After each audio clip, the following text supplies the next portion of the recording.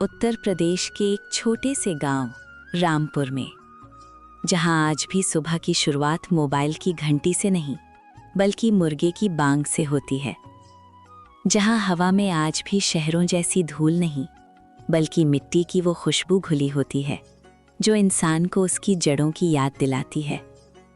मिट्टी के घर, कच्ची गलियां और दूर दूर तक फैले हुए हरे भरे खेत। इन्हीं खेतों के बीच एक छोटा सा घर था जहां रहता था रघु। अरे रघु बेटा, जरा जल्दी चल, सूरज सिर पर आ गया तो काम कैसे होगा। हाँ बाबूजी, बस आता हूँ। रघु एक गरीब किसान का बेटा था जिसके सपने उसकी जेब से कहीं ज्यादा बड़े थे। उसके पिता श्यामलाल दिन रात खेतों में मेहनत करते थे ताकि उनका बेटा वो जिंदगी जी सके जो वो खुद कभी नहीं जी पाए। देख बेटा, ये मिट्टी ही हमारी माँ है। इसी ने हमें जन्म दिया है और एक दिन इसी में मिल जाना है। लेकिन बाबूजी, क्या हम हमेशा ऐसे ही खेतों में काम करते रहेंगे? क्यों? तुझे ये खेत अच्छे नहीं लगते? अच्छे तो लगते हैं बाबूजी, पर मैं कुछ बड़ा करना चाहता हूँ। रघु की आंखों में एक अलग ही चमक थी, वो चमक जो सिर्फ सपने देखने वालों की आंखों में होती है। तू बस मन लगाकर पढ़ाई कर बेटा, ताकि तुझे मेरी तरह मिट्टी में पसीना ना बहाना पड़े। एक दिन मैं इस गांव का नाम रोशन करूंगा। लेकिन रघु नहीं जानता था कि उसके सपनों की राह में अभी बहुत बड़ी परीक्षाएं आने वाली हैं। रघु उम्र में सिर्फ 14 साल का था, लेकिन जिम्मेदारियां उसकी उम्र से कहीं ज्यादा बड़ी थीं। सुबह सूरज निकलने से पहले ही उसे खेतों में अपने पिता का हाथ बटाना पड़ता और फिर उसी थके हुए शरीर के साथ वो स्कूल के लिए भी निकल जाता। अरे रघु, आज फिर देर हो गई। लगता है खेत में ही रात बिता दी। नहीं यार, बाबूजी की तबीयत ठीक नहीं थी तो काम थोड़ा ज्यादा करना पड़ा। बाकी बच्चों के लिए स्कूल बस एक जगह थी खेलने कूदने की, लेकिन रघु के लिए स्कूल ही उसकी उम्मीद थी, उसकी मंजिल थी, उसका भविष्य था। क्लासरूम के अंदर मास्टर जी बच्चों से कहते हैं, बच्चों, अगर जिंदगी में कुछ बनना है तो पढ़ाई से अच्छा कोई रास्ता नहीं है। मास्टर जी की हर बात रघु के दिल में उतर जाती थी। वो हर शब्द को ऐसे सुनता जैसे उसकी पूरी जिंदगी उसी एक बात पर टिकी हो। कुछ समय बाद लंच टाइम हो जाता है और बच्चे मैदान में क्रिकेट खेलने के लिए चले जाते हैं। तभी रघु का दोस्त उससे कहता है, चलना रघु, आज तू बैटिंग करेगा। नहीं यार, मुझे ये चैप्टर पूरा करना है। तू हमेशा पढ़ता ही रहता है, इतना पढ़कर करेगा क्या? तभी रघु धीरे से कहता है, मैं एक दिन सब कुछ बदल दूंगा। शाम होते ही जहां बाकी बच्चे घर जाकर आराम करते, वही रघु सीधे खेतों की तरफ निकल जाता। रघु खेत में काम कर रहा था, तभी उसके पिता उससे कहते हैं, बेटा, जा थोड़ा आराम कर ले। नहीं बाबूजी, पहले ये काम खत्म कर लेते हैं। उसके हाथ मिट्टी से जरूर सने थे, लेकिन उसके सपने आसमान छूने की चाह रखते थे। राघु और श्यामलाल अपने घर के आंगन में बैठे थे। तभी ठाकुर वीर सिंह आता है और कहता है, ओ श्यामलाल, सुना है तेरा बेटा बहुत पढ़ाई करता है। जी मालिक, बस ऐसे ली। क्यों बे रघु, पढ़ लिख कर कलेक्टर बनेगा क्या? इतना कहकर वो हंसने लगता है। उनकी हंसी रघु के दिल में एक चुभते हुए तीर की तरह लगी। तभी रघु मन में अपने आप से कहता है, हाँ, एक दिन मैं कलेक्टर बनकर जरूर दिखाऊंगा। रात के समय रघु लालटेन की रोशनी में पढ़ रहा था। तभी उसकी माँ उससे कहती है, बेटा, इतनी रात तक मत पढ़, तेरी तबीयत खराब हो जाएगी। बस माँ, थोड़ा सा और। उसे नहीं पता था कि ये रास्ता आसान नहीं होगा, क्योंकि बहुत जल्द उसकी जिंदगी में एक ऐसा तूफान आने वाला था जो सब कुछ बदल देगा। हर कहानी में एक ऐसा मोड़ आता है जहां इंसान की हिम्मत की असली परीक्षा होती है। रघु की जिंदगी में भी वो मोड़ आ चुका था। तेज हवा चलने लगती है, पेड़ झूमने लगते हैं। रघु आसमान की तरफ देखते हुए कहता है, बाबूजी, लगता है आज मौसम ठीक नहीं है। हाँ बेटा, अगर बारिश ज्यादा हुई तो फसल बर्बाद हो जाएगी। लेकिन प्रकृति किसी की मजबूरी नहीं समझती। बारिश शुरू होती है, धीरे धीरे तेज होती जाती है और फिर पूरा खेत पानी में डूब जाता है। अगली सुबह रघु और श्यामलाल खेत में खड़े हुए थे। चारों तरफ बर्बादी ही बर्बादी थी। तभी श्यामलाल अपना सर पकड़ते हुए कहता है, दुख भरी आवाज में कहता है, हे भगवान, मेरी पूरी मेहनत सब खत्म हो गया। ये सब देखकर रघु की आंखों में भी आंसू आ जाते हैं। उस दिन पहली बार रघु ने अपने पिता को इतना टूटते हुए देखा। जिस इंसान ने कभी हार नहीं मानी, आज वही जमीन पर बैठा रो रहा था। श्यामलाल अपनी टूटी हुई आवाज में रघु से कहता है, अब हम क्या करेंगे बेटा? घर कैसे चलेगा? तेरी पढ़ाई का क्या होगा? तभी रघु अपने पिता से कहता है, मैं हूं ना बाबूजी, सब ठीक हो जाएगा। लेकिन उसकी आवाज में भरोसा कम, डर ज्यादा था। धीरे धीरे पूरे गांव में खबर फैल गई कि श्यामलाल की फसल पूरी तरह बर्बाद हो चुकी है। तभी ठाकुर वीर सिंह अपने आंगन में बैठा हुआ अपने नौकर से कहता है, श्यामलाल को बुलाओ, उसे पैसों की जरूरत होगी। श्यामलाल झिझकते हुए ठाकुर के घर जाता है। तभी ठाकुर श्यामलाल से कहता है, कितने पैसे चाहिए? मालिक, बस इतना कि घर चल सके। ठीक है, लेकिन ब्याज 2 गुना लगेगा। मजबूरी इंसान से वो फैसले करवाती है जो वो कभी लेना नहीं चाहता। श्यामलाल आंखें झुकाकर ठाकुर की हाँ कर देता है। उस दिन श्यामलाल ने सिर्फ कर्ज नहीं लिया था, बल्कि अपनी आने वाली कई रातों की नींद भी गिरवी रखती थी। रघु घर के बाहर बैठा आसमान देखता हुआ अपने आप से कहता है, क्या मेरे सपने यहीं खत्म हो जाएंगे? उसे नहीं पता था कि ये तूफान सिर्फ खेतों तक सीमित नहीं रहेगा। बहुत जल्द एक और बड़ा तूफान आने वाला था जो उसकी जिंदगी हमेशा के लिए बदल देगा। कभी कभी जिंदगी एक मुसीबत खत्म भी नहीं होने देती कि दूसरी दरवाजे पर दस्तक दे देती है। फसल बर्बाद होने के बाद श्यामलाल दिन रात काम करने लगा, क्योंकि कर्ज चुकाने की चिंता उन्हें अंदर ही अंदर खा रही थी। श्यामलाल खेत में कमजोर शरीर के साथ काम कर रहा था। उसके कदम लड़खड़ा रहे थे। तभी रघु श्यामलाल से कहता है, बाबूजी, आप ठीक तो है ना?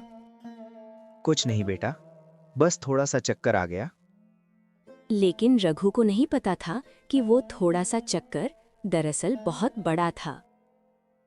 रात की समय श्यामलाल खाट पर लेटा हुआ था।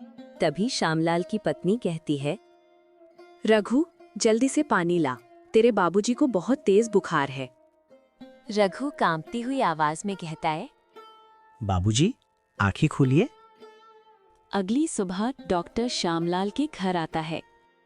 डॉक्टर श्यामलाल को चेक करने के बाद कहता है, इनकी हालत ठीक नहीं है, फेफड़ों में इन्फेक्शन है। इलाज शहर के बड़े अस्पताल में ही हो सकता है। डॉक्टर साहब, कितना खर्च आएगा? इनके इलाज में कम से कम 50,000 का खर्च आएगा।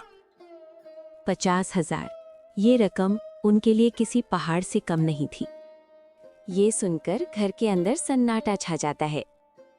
श्यामलाल कमजोर आवाज में रघु से कहता है, रघु, इधर आ बेटा, मेरे पास आ। रघु आंसू रोकते हुए अपने पिता के पास जाता है। मेरी चिंता मत कर, तेरी पढ़ाई मत छोड़ना, तू ही हमारा सपना है। ऐसा मत कहिए बाबूजी, आप ठीक हो जाएंगे। लेकिन रघु के दिल में डर बैठ चुका था। उसे समझ आ गया था कि अब उसे फैसला लेना होगा। चांदनी रात में रघु घर के बाहर जमीन पर बैठा हुआ था। तभी वो अपने आप से कहता है, अगर मैंने पढ़ाई जारी रखी तो बाबूजी का इलाज कैसे होगा? और अगर पढ़ाई छोड़ दी तो उनका सपना। ये सिर्फ पैसों की लड़ाई नहीं थी, ये एक बेटे के सपनों और उसके पिता की जिंदगी के बीच की लड़ाई थी। उस रात रघु ने एक ऐसा फैसला लिया जो उसकी जिंदगी की दिशा बदलने वाला था। कभी कभी जिंदगी इंसान को दो रास्तों के बीच खड़ा कर देती है, एक रास्ता अपने सपनों का और दूसरा अपने अपनों का। रघु आज उसी मोड़ पर खड़ा था। श्यामलाल खाट पर लेटा हुआ था और माँ चुपचाप आंसू पोंछ रही थी। रघु भी एक कोने में बैठा था, उसके सामने उसका स्कूल बैग रखा था। ये वही बैग था जिसमें रघु अपने सपने लेकर चलता था, लेकिन आज वो बैग उसे बोझ लग रहा था। तभी रघु धीरे से खुद से ही कहता है, अगर मैं स्कूल जाता रहा तो बाबूजी का इलाज कैसे होगा? और अगर पढ़ाई छोड़ दूं तो उनका सपना कैसे पूरा होगा? रघु उठता है और अपने पिता के पास बैठ जाता है। फिर रघु कांपती आवाज में कहता है। तभी श्यामलाल कमजोर मुस्कान के साथ कहता है, क्या हुआ बेटा, आज स्कूल नहीं गया? नहीं बाबूजी, आज से मैं स्कूल नहीं जाऊंगा। श्यामलाल चौंक कर उठने की कोशिश करते हुए कहता है, क्या पागल हो गया है क्या? मैंने फैसला कर लिया है बाबूजी, अब मैं खेत संभालूंगा, मजदूरी करूंगा, लेकिन आपका इलाज जरूर करवाऊंगा। तभी रघु की माँ रोते हुए कहती है, नहीं बेटा, तेरी पढ़ाई ही तो हमारी उम्मीद है। उम्मीद तब होगी जब बाबूजी हमारे साथ होंगे। उसकी आवाज में दर्द था, लेकिन फैसला पक्का था। रघु, मैं नहीं चाहता कि तू मेरी तरह जिंदगी गुजारे। मैं चाहता हूं तो इस गांव से बाहर निकले। आपने हमेशा मेरे लिए सब कुछ किया है, अब मेरी बारी है बाबूजी। उस दिन रघु ने सिर्फ स्कूल नहीं छोड़ा था, उसने अपने बचपन को समय से पहले अलविदा कह दिया था। अगले दिन रघु खेत में अकेले काम कर रहा था। धूप तेज थी और रघु पसीने से भीगा हुआ था। अब उसके हाथों में किताबें नहीं, हल और फावड़ा था, लेकिन उसके दिल में अब भी एक चिंगारी बाकी थी। मैं हारूंगा नहीं, चाहे रास्ता कितना भी मुश्किल क्यों ना हो। रघु को नहीं पता था कि किस्मत उसके इरादों को देख रही थी और बहुत जल्द उसे एक और मौका मिलने वाला था। कहते हैं, जब हालात इंसान को झुका देते हैं, तभी उसके अंदर का असली योद्धा जागता है। रघु ने स्कूल जरूर छोड़ा था, लेकिन अपने सपनों को नहीं। तेज धूप, माथे पर पसीना, हाथों में छाले, लेकिन फिर भी रघु अकेला खेत में काम कर रहा था। तभी एक दूसरा किसान रघु से कहता है, अरे रघु, इतनी छोटी उम्र में इतना काम? कुछ तो करना ही पड़ेगा काका। दिन में खेत, शाम को मजदूरी और रात में वो चुपके से अपने सपनों को जिंदा करता। रात में जब सब सो चुके होते हैं, तब रघु धीरे से दीवार से अपना स्कूल बैग उतारता है, लालटेन जलाता है और पढ़ना शुरू कर देता है। रघु धीरे से खुद से ही कहता है, मैंने पढ़ाई छोड़ी है, सीखना नहीं। वो थका जरूर होता था, लेकिन उसकी आंखों में नींद से ज्यादा सपनों की आग होती थी। एक दिन मैं सब बदल दूंगा। अगले दिन ठाकुर वीर सिंह रास्ते में मिलता है और रघु से कहता है, क्या हुआ रघु, कलेक्टर बनने का सपना टूट गया? सपने टूटते नहीं ठाकुर साहब, बस थोड़ी देर के लिए रुक जाते हैं। उसकी आंखों में अब आंसू नहीं थे, अब वहां सिर्फ जिद थी। घर के अंदर एक दिन माँ देखती है रघु को पढ़ रहा था, तो वो रघु से पूछती है, बेटा, तू अभी भी पढ़ता है? हाँ माँ, मैंने स्कूल छोड़ा है, लेकिन अपना लक्ष्य नहीं। भगवान तेरा साथ दे बेटा। उधर श्यामलाल की तबीयत कभी सुधरती, कभी बिगड़ जाती। दवाइयों का खर्च और कर्ज का बोझ, सब कुछ रघु के कंधों पर था। रघु रात को आसमान देखता हुआ कहता है, हे भगवान, बस एक मौका दे दो, मैं साबित कर दूंगा। और शायद किस्मत ने उसकी आवाज सुन ली थी, क्योंकि बहुत जल्द एक खबर आने वाली थी जो रघु की जिंदगी बदल सकती थी। जब इंसान सच्चे दिल से मेहनत करता है तो किस्मत भी उसे एक मौका जरूर देती है। रघु की जिंदगी में भी अब वो मौका आने वाला था। सुबह गांव के स्कूल में मास्टर जी बच्चों के सामने खड़े थे और मास्टर जी बच्चों से कहते हैं, बच्चों, ध्यान से सुनो।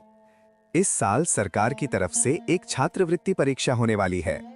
जो भी छात्र पास होगा उसकी आगे की पढ़ाई का पूरा खर्च सरकार उठाएगी। ये खबर रघु तक खेत में काम करते करते पहुंची। रघु खेत में काम कर रहा था, तभी उसका दोस्त दौड़ता हुआ आता है और वो रघु से कहता है, रघु, रघु, मास्टर जी तुझे ढूंढ रहे थे। मुझे? पर मास्टर जी मुझे क्यों ढूंढ रहे थे? छात्रवृत्ति की परीक्षा है, तू जरूर दे सकता है। रघु का दिल तेज धड़कने लगा। क्या ये वही मौका था जिसका वो इंतजार कर रहा था? रघु स्कूल में मास्टर जी से मिलने के लिए जाता है। रघु, मुझे पता है तूने स्कूल छोड़ दिया है, लेकिन तेरी मेहनत मैंने देखी है। तू ये परीक्षा दे सकता है। लेकिन मास्टर जी, मैं अब स्कूल नहीं आता। पढ़ाई स्कूल की चार दीवारों में नहीं होती। अगर तेरे अंदर लगन है तो दुनिया की कोई ताकत तुझे रोक नहीं सकती। ये शब्द रघु के दिल में आग बनकर जल उठे। इसके बाद रघु अपने घर वापस जाता है और अपने पिता से कहता है, बाबूजी, एक मौका मिला है। अगर मैं ये परीक्षा पास कर लूं तो मेरी पढ़ाई फिर से शुरू हो सकती है। मैं जानता था बेटा, भगवान तुझे खाली हाथ नहीं लौटाएगा। तू परीक्षा जरूर दे। हम सब तेरे साथ हैं। अब हर रात रघु के लिए एक जंग बन चुकी थी। नींद से जंग, थकान से जंग, हालात से जंग। रघु किताब बंद करते हुए खुद से ही कहता है, इस बार मैं हार नहीं मानूंगा। और आखिरकार वो दिन आ गया जब रघु को अपनी किस्मत से सीधा मुकाबला करना था। हर मेहनत का एक दिन आता है जब किस्मत इंसान से पूछती है, क्या तुम सच में तैयार हो? आज वही दिन था। सुबह के समय रघु घर के बाहर खड़ा था, आंखों में घबराहट लेकिन दिल में हिम्मत। तभी माँ रघु से कहती है, भगवान तेरा भला करे बेटा। याद रखना, डर को अपने ऊपर हावी मत होने देना। आशीर्वाद दीजिए बाबूजी। रघु पहली बार अपने गांव से बाहर शहर की बस में बैठा था। हर मोड़ पर उसे अपने सपनों की याद आ रही थी। परीक्षा केंद्र के बाहर काफी भीड़ थी। सैकड़ों छात्र, सबके चेहरों पर तनाव, क्योंकि ये सिर्फ एक परीक्षा नहीं थी, ये उसके सपनों की आखिरी उम्मीद थी। मैं यहाँ तक पहुँचा हूँ, अब पीछे नहीं हटूंगा। उसे अपने पिता का चेहरा याद आता है, माँ की दुआएं याद आती हैं, और वो रातें जब वो नींद से लड़कर पढ़ता था। मैं कर सकता हूँ। रघु कॉपी जमा करता है और बाहर आता है और खुद से ही कहता है, मैंने अपनी पूरी कोशिश की है। अब फैसला रघु के हाथ में नहीं था, अब फैसला किस्मत के हाथ में था। फिर रघु बस में बैठा और अपने गांव की तरफ निकल दिया। उसे नहीं पता था कि आने वाले कुछ दिन उसकी जिंदगी के सबसे लंबे दिन होंगे, क्योंकि अब इंतजार शुरू हो चुका था। इंतजार। कभी-कभी कुछ दिन पूरी जिंदगी जैसे लगते हैं। रघु के लिए भी रिजल्ट आने के ये दिन नींद से भी भारी थे। हर रात वो सोचता, अगर मैं हार गया तो, अगर ये मौका भी हाथ से निकल गया तो। अली सुबह स्कूल के बाहर भीड़ लगी हुई थी। बच्चे इकट्ठा हो रहे थे। नोटिस बोर्ड पर नई सूची लग रही थी। तभी रघु का दोस्त रघु से कहता है, रघु, जल्दी आ, रिजल्ट आ गया। उसके हाथ पसीने से भीगे हुए थे। रघु मन में खुद से ही कहता है, हे भगवान, बस इस बार। उसकी उंगली नाम खोजती है। वो एक एक लाइन पढ़ता है, नाम नहीं मिलता। उसकी सांसें तेज होने लगती हैं। एक पल के लिए उसे लगा शायद सब खत्म हो गया। लेकिन तभी सूची के ऊपर प्रथम स्थान पर रघु का नाम लिखा हुआ था। ये मेरा नाम है? अरे तू पूरे जिले में पहला आया है। जिसे कभी ताने मिलते थे, आज वही सबसे ऊपर खड़ा था। रघु भागता हुआ अपने घर जाता है और अपने पिता के सामने खड़ा हो जाता है। तभी श्यामलाल उससे पूछता है, क्या हुआ बेटा? मैं पहला आया हूँ पूरे जिले में। आज तूने मेरा सिर गर्व से ऊंचा कर दिया। उस दिन रघु ने सिर्फ एक परीक्षा नहीं जीती थी, उसने हालात को हरा दिया था। उसने साबित कर दिया था कि सपने गरीब नहीं होते। वक्त बीतता गया। संघर्ष की राह आसान नहीं थी, लेकिन रघु ने कभी हार नहीं मानी।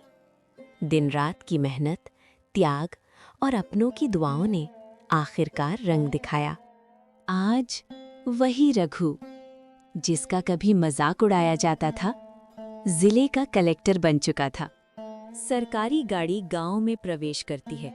गांव वाले हैरानी से देखते हैं और कहते हैं, अरे ये तो रघु है। रघु गाड़ी से उतरता है और कहता है, मैं आज जो भी हूँ इस मिट्टी की वजह से हूँ। उसने शहर में रहकर भी अपने गांव को कभी नहीं भुलाया। तभी रघु गांव वालों से कहता है, आज से इस गांव का कोई किसान कर्ज के बोझ में नहीं दबेगा और हर बच्चा पढ़ाई करेगा। भीड़ तालियां बजाती है और इसके बाद रघु अपने घर जाता है। तभी श्यामलाल रघु से कहता है, बेटा, तूने मिट्टी का कर्ज चुका दिया। नहीं बाबूजी, ये तो बस शुरुआत है। जब तक इस गांव का हर बच्चा पढ़ लिख कर आगे नहीं बढ़ेगा, मैं चैन से नहीं बैठूंगा। कहते हैं, गरीबी इंसान के सपनों को रोक नहीं सकती। अगर इरादे मजबूत हों तो मिट्टी से उठकर भी इंसान आसमान छू सकता है। ये कहानी सिर्फ रघु की नहीं है, ये कहानी हर उस बच्चे की है जो हालात से लड़कर अपनी किस्मत खुद लिखना चाहता है।